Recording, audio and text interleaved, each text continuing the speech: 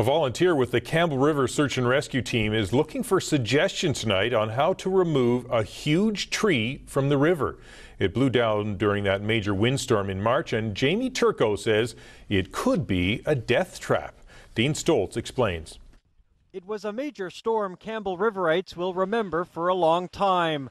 Dozens of trees toppled, knocking out power to thousands of people and damaging homes. But now, almost 2 months later, it's one particular tree that still has some people talking and one man in particular concerned. Jamie Turco owns Destiny River Adventures. He's also on the Campbell River Search and Rescue Team. He says this huge, old-growth, 50-meter-long spruce is a danger to the public.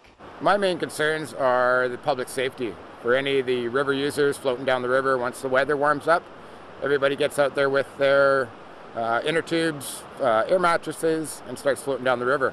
The huge tree fell into the Campbell River a few hundred meters upstream from the logging road bridge during that storm in early March. And now Turco says it's a disaster waiting to happen.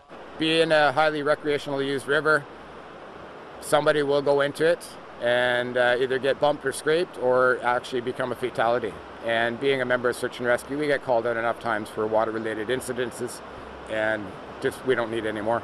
He says even a helilogging company told him that at an estimated 50,000 pounds, the tree was too heavy for them to remove. Others have suggested just cutting it up in the river, but he says that's too dangerous, so he's still looking for other suggestions. He says BC Parks, BC Hydro, and DFO are all aware of the tree.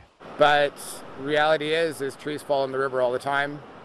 It's really nobody's responsibility. It becomes part of the river, because part of the fish habitat. Elsewhere in Campbell River, there's major work being done along the city's waterfront after damage done by years of successive storms. We anticipate with climate change we're going to be getting more frequent storms, more violent storms, so we anticipate damage to the foreshore is going to escalate over the next 10 to 20 years. The $30,000 project will see the construction of what's called a soft shore, or more of a natural beach that can absorb the pounding surf during a storm like the one we saw in March.